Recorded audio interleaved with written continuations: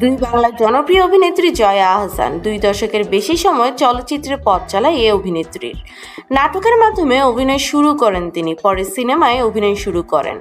ডুবসাঁতার দিয়ে নাম লেখান বড় পর্দায়। অভিনয়ের স্বীকৃতি হিসেবে জাতীয় চলচ্চিত্র পুরস্কার পেয়েছেন তিনি। ভারতেও তার 1 দশকের বেশি সময়ের ক্যারিয়ার, তার অভিনয়ের সাবলীলতায় মুগ্ধ দর্শক। চলতি মাসের 16 তারিখে মুক্তি পাচ্ছে জয়ার নতুন সিনেমা জয়া আর শারমিনের গল্প। ইতিমধ্যে মুক্তি পেয়েছে ছবিটির ট্রেলার।